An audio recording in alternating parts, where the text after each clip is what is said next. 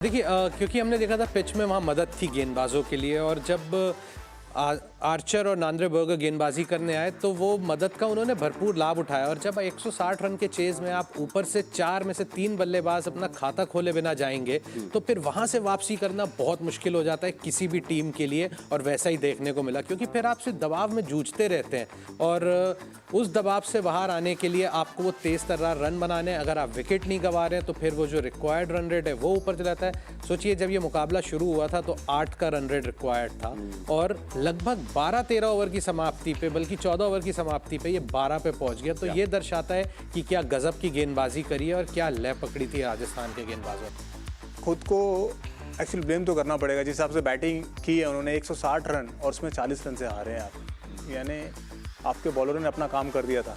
आपको थोड़ी अच्छी बैटिंग करनी थी, अच्छी बैटिंग दिखानी थी, थोड़ा टाइम बिताना था विकेट पर।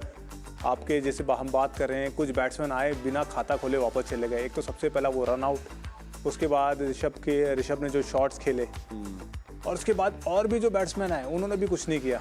थोड़ा टाइम चाहिए था, थोड़ा टाइम आपको विकेट पे बिताना था और आपको नॉर्मल इतने बड़े शॉट भी नहीं खेलने थे।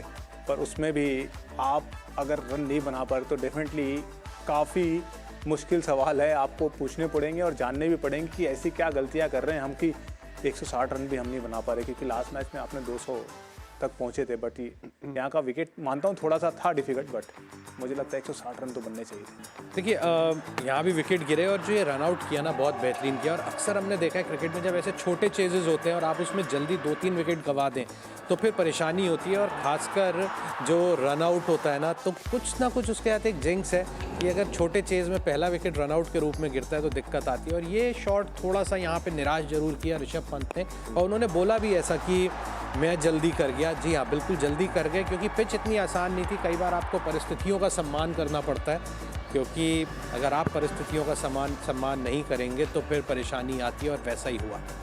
बिल्कुल, एज अ कैप्टन आपको तो हैंड्स अप करना चाहिए कि नहीं भाई सिचुएशन टफ है, मैं जाके बैटिंग करूंगा और मैं गेम को डीप ले जाऊंगा। तो वो एक्सपेक्ट करता है टीम, सारे लोग आपको देखते हैं, सारे लोग आपको मानते हैं, आप इतने अच्छे बैट्समैन हैं, आपने ऐसे मैचेस जिताए हैं। बट मुझे लगता है कि ऋषभ ने बिल्कुल बहुत ज़्यादा जल्दबाजी कर दी। इसके पहले के भी 2 शॉट उन्होंने ऐसे ही आड़े शॉट ही खेले थे, पर उसके बाद बॉलर ने थोड़ा ऊपर डाला, फिर से आपने वही शॉट खेला। तो मुझे लगता है कि थोड़ा टाइम ले सकते थे, थोड़ा बेहतर क्रिकेट खेल सकते थे, क्योंकि इस टाइम पे टीम को आपकी ज़रूरत थी। और आप अगर ऐसे आउट होकर वापस आ रहे हो तो यार हर्ट होता है, यानी सबको ही लगता है, फील होता है कि यार बैट्समैन इतनी जल्दबाजी क्यों कर रहे हैं। क्या देखिए क्वालिटी खिलाड़ी है, पहले भी बहुत प्रदर्शन किया है, ऐसा नहीं है रन नहीं बनाए। इस सीज़न भी एक 68 रन की पारी आई, पिछले मुकाबले में भी उनके बल्ले से अच्छी निकल रही थी।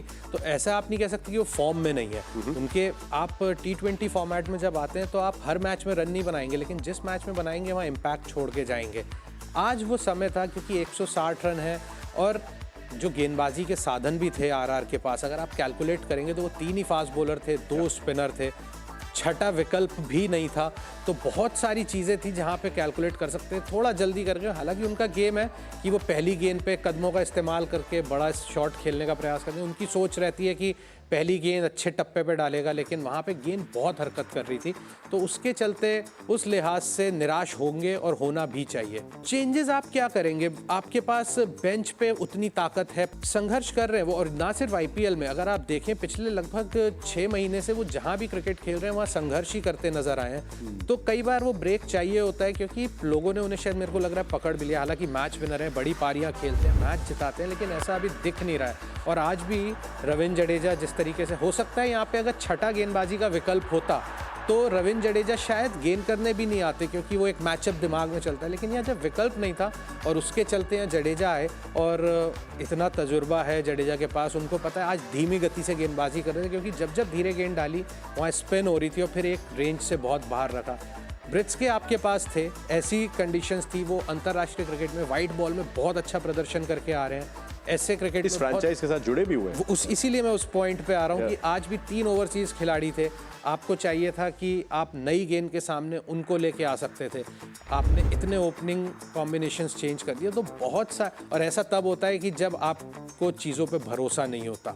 देखिए जब आप 5 बॉलर से खेलते हो ना, सबको पता है कि आज हमारी बारी आनी है और हम सबको 4 ओवर डालने हैं। तो उनको अपना प्लान, उनके पास उनका प्लान था कि हमने कैसी बॉलिंग करनी, क्योंकि उन्होंने ऑलरेडी विकेट देखा हुआ था कि विकेट पे क्या हो रहा है, तो उस हिसाब से और गेम तो सेट कर दिया था आर्चर और नांद्रे बर्गर ने आपको पावर प्ले के अंदर ही है। जब आप इतने बड़े लोगों ने ऑलरेडी इतने झटके दे चुके हो तो आपको बस उनको बैक करना है, और वही किया। जैसे जैसे आपने प्रेशर बढ़ाते गए, आप पुश करते गए, वो ऑटोमेटिकली जो बैट्समैन थे उन्होंने गलतियां करने चालू की, और वही हुआ। एलएसजी वालों ने उस प्रेशर में आके रन नहीं आ रहे, फिर एक बड़े शॉट खेलने के चक्कर में आउट हुए। और मुझे लगता है कि जो बॉलिंग की काबिल तारीफ है, क्योंकि उनको पता था कि इस विकेट पे क्या बॉलिंग करनी है, क्योंकि बाउंड्रीज भी थोड़ी बड़ी थी एक साइड की, तो उस हिसाब से उन्होंने बॉलिंग भी की। और जडेजा और बिश्नोई यार काफ़ी खेले हुए T20 और उनको पता है कि ऐसे सिचुएशन में क्या करना है। भरपूर इस्तेमाल किया अपने तजुर्बे का इन्होंने, क्योंकि ऐसी सिचुएशन थी, हो सकता है कि आप वहाँ पैनिक कर जाते, बड़ा शॉट खेलते।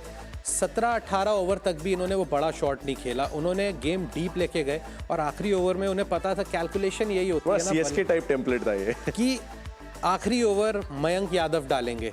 उनकी फॉर्म अच्छी नहीं है, बहुत समय बाद वापसी कर रहे हैं, वो लय नहीं पकड़ पा रहे, 3 ओवर में 36 रन, तो बहुत सारी चीज़ें थी।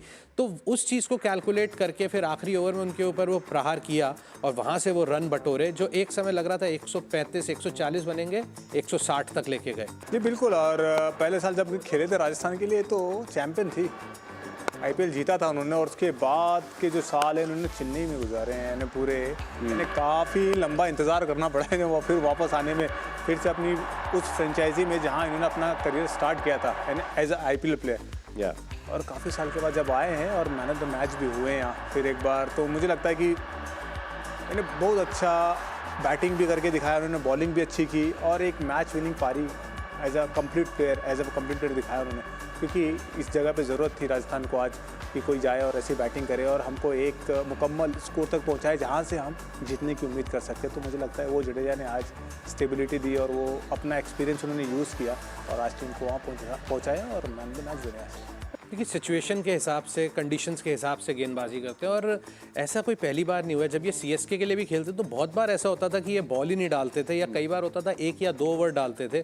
तो जब भी वो गेंदबाजी लेकिन करते हैं तो उनके पास इतना एक्सपीरियंस है, वो पूरी तरीके से झोंक देते हैं। आज भी जब बल्लेबाजी कर रहे थे, गेंदबाजी तो उन्होंने आज अच्छी करी, लेकिन मैं आज बल्लेबाजी से इतना ज़्यादा खुश हुआ, क्योंकि जब भी उनकी बल्लेबाजी आती है ना, वो मुश्किल परिस्थितियों में आती थी कि वहाँ पे इतना समय नहीं मिलता था। आज समय था, पिच मुश्किल थी, गेंदबाजी बहुत अच्छी हो रही थी, वो गेम को अंत तक लेके गए। और सबसे बड़ी चीज़, इतना जब आपके पास एक्सपीरियंस होता है ना, तो आपको पता होता है कि इस पिच पे जो जीतने का जो स्कोर है ना, वो लगभग क्या हो सकता है। उन्होंने कभी भी कोशिश नहीं करी कि मैं स्कोर को 175, 180 लेके जाऊं। उन्हें पता है 150, 155 रन अगर बनेंगे, जिसकी हम चर्चा भी कर रहे थे कमेंट्री में, कि वो इस विकेट पे बहुत होगा अगर सदी हुई गेंदबाजी करी। तो वो जिम्मेदारी उन्होंने उठाई और इस तरीके की पारी खेली है। तो ऐसा खिलाड़ी इतना अनुभव के साथ अगर आपकी टीम में हो, तो वो एक बहुत बड़ा आपके लिए एसेट होता है। बिल्कुल, क्योंकि जो ऋषभ का जो बॉल था ना, एज लेने के बाद वो बॉल ऊपर की तरफ जा रहा था, अभी भी फ्लाई कर रहा था, और वो टाइमिंग बहुत इंपॉर्टेंट हो जाती है ऐसे कैचों में। और उसके बाद दूसरा क्या है, राठी जी ने लिया उल्टा भाग के तो ऐसे लगा था कि पहले वो पहुंच नहीं पाएंगे, बट जब उन्होंने कैच पकड़ा और जो कहते हैं ना कि क्षमता दिखाई है कि वो बैलेंस करना बहुत इंपॉर्टेंट होता है। जब उल्टा भाग रहे हो, आपका सर हिल रहा होता है, पूरी बॉडी हिल रही होती है और बॉल सर के ऊपर होता है। और जुरेल का ये कैच, इन्हें कमाल ही कर दिया, इन्हें कमाल की कीपिंग कर रहे हैं इस सीज़न में वो।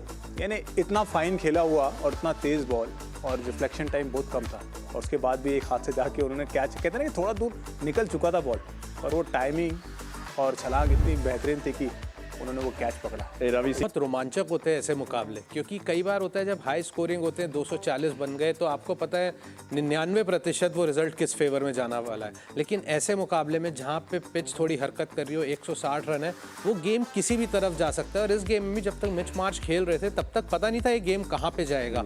और फील्डिंग इसलिए इंपॉर्टेंट हो जाती है कि फिर जब आप वो 1-1, 2-2 रन बचाते हैं। आज अगर लखनऊ की कैचिंग बहुत अच्छी रही, लेकिन अगर आप फील्डिंग की तरफ नजर डालेंगे तो वहाँ बहुत सारे फंबल्स हुए, बहुत सारे वहाँ पे एक वो ओवरथ्रो गया शुरू में।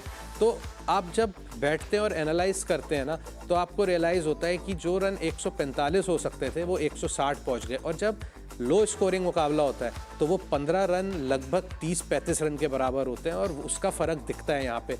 वो दबाव नज़र आता है कि आप जब 160 चेस कर रहे हो और 145 कर रहे हो, तो बहुत फ़र्क हो जाता है।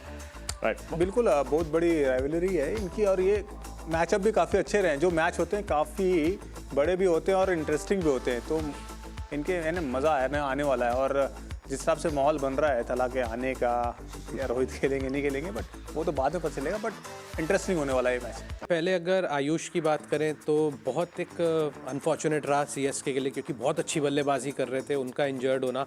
फिर अगर माही भाई वापस आते हैं तो मेरे को लगता है कि सरफराज शायद 3 नंबर हैं, क्योंकि मुंबई के लिए मुश्ताक अली ट्रॉफी में उन्होंने 3 नंबर बल्लेबाजी करी, बहुत रन बनाए, और फिर वो बैटिंग ऑर्डर वैसे फॉलो करे। अगर माही भाई फुली फिट नहीं है तो आई हैव अ फीलिंग कि उर्विल पटेल वॉक इन करेंगे स्ट्रेट, क्योंकि लास्ट ईयर उन्होंने जितने भी मुकाबले खेले वो छोटी पारियां थी पर बहुत इम्पैक्टफुल पारी थी। और अगर मुंबई के खेमे की बात करें तो मुझे लगता नहीं कि वहाँ पे बहुत ज़्यादा बदलाव की ज़रूरत है। आप पिछला मैच जीत के आ रहे हैं, आप बदलाव करना चाहेंगे नहीं। विल जैक्स अगर आते भी हैं तो किसकी जगह आएंगे, वो एक बड़ा सवाल रहेगा, क्योंकि क्विंटन डिकॉक अच्छा बल्लेबाजी करके आए। 2 स्पिनर आपको अगर ज़रूरत है, मिच सैंटनर, गजनफर और रदरफोर्ड। एक मैच पहले ही तो उन्होंने वो 75-70 रन की पारी खेली थी 30 गेंदों पे, और पिछले मुकाबले में तो बल्लेबाजी भी ऐसी नहीं आई। पंजाब के अगेंस्ट भले अच्छी बॉलें पड़ी थी उन्हें, लेकिन ओवरऑल देखें तो फिर विल जैक्स की जगह बनाना थोड़ा सा मुश्किल।